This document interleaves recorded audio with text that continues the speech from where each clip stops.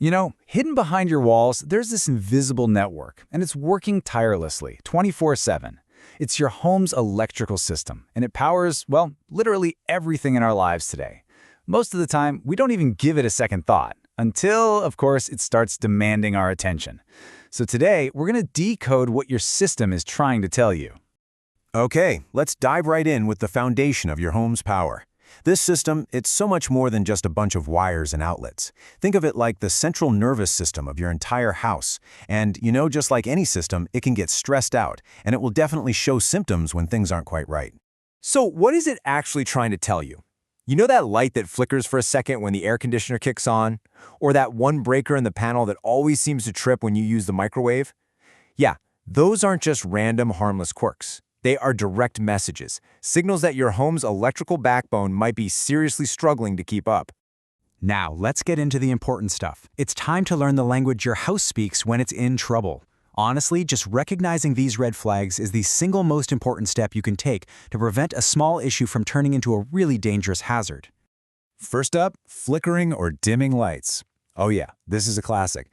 When you turn on a big appliance and the lights dip down, it's often pointing to a loose connection somewhere in the circuit.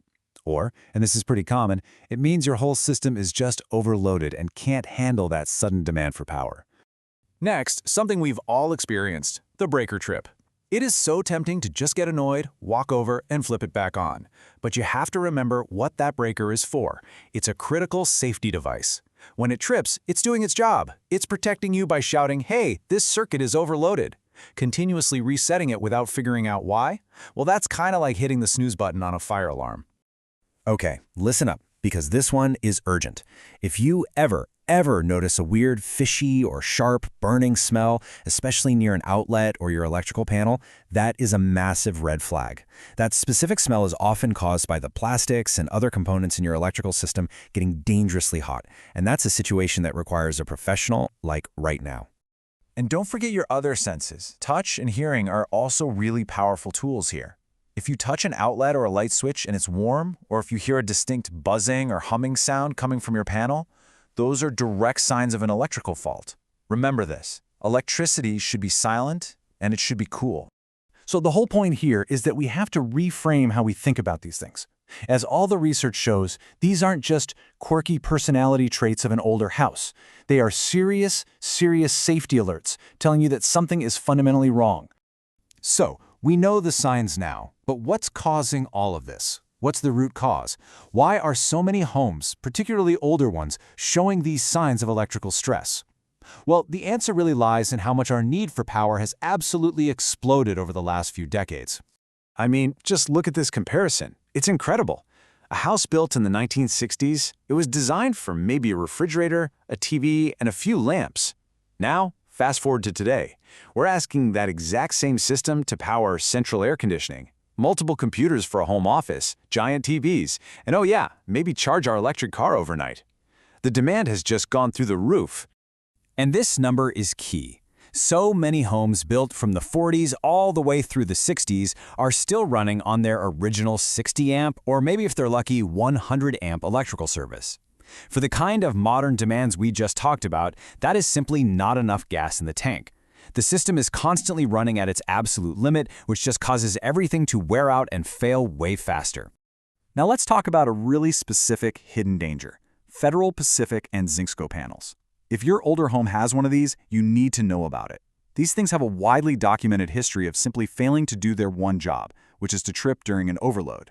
That means they don't shut the power off when they should, allowing wires to overheat to dangerous levels and creating a huge fire risk. And here's another issue from the past: aluminum wiring. It was used for a short period of time, mostly between 65 and 73. The problem is, aluminum expands and contracts a lot more with temperature changes than copper does. So over the years, those connections at your outlets and switches get a little bit loose, and those loose connections create heat, a lot of dangerous heat. Okay, so we've identified the signs, we've looked at the deep-seated problems, and now for the good news. There is a clear, safe, and really effective path to modernizing your home's electrical system, making sure it can handle everything you need today and whatever technology comes tomorrow. This table really tells the story. You can see that while 100 amps might be okay for a smaller home without too many big-ticket items, it's pretty clear why 200 amp service is the new standard.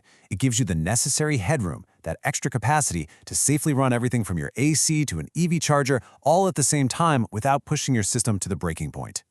So what does an upgrade actually look like? I know it might seem like a huge, intimidating project, but it's a very straightforward process when it's handled by professionals. It always starts with an assessment of what you need. Then they coordinate with the utility company and pull the right city permits. After that comes the actual installation of the new panel. And finally, a mandatory inspection to make sure everything is perfect and up to code. And this is the payoff. A service upgrade isn't just about safety, it's about enabling modern life. It means you can blast the AC on the hottest day of the year, run your home office, and charge your car, all without ever having to worry about tripping a breaker or creating a hazard. It basically future-proofs your home. And that brings us to the final and maybe the most crucial step, finding the right expert. Let's be perfectly clear on this. This is absolutely not a DIY project. The safety and reliability of your entire home depends on having this work done correctly by a qualified professional. So here's your checklist for hiring a pro. First, make sure they have the proper license. In California, for example, that's a C10. Always get a detailed written estimate so there are no surprises later. Critically, make sure they are the ones pulling all the required city permits. And finally, for your own protection, make sure they offer a warranty on their work and carry full insurance and bonding. And please don't be tempted to skip the permit process to save a few bucks. It is a huge mistake. Unpermitted work can cause major headaches when you try to sell your home. And even worse, if a fire ever started because of that unpermitted work, your homeowner's insurance could legally deny your claim entirely. So we kind of end where we began, but hopefully with a whole new perspective. Your home's electrical system isn't just another utility. It's the absolute foundation of your family's safety and your modern lifestyle. After seeing all the signs, the causes, and the solutions, the only real question left to ask is this: is yours ready?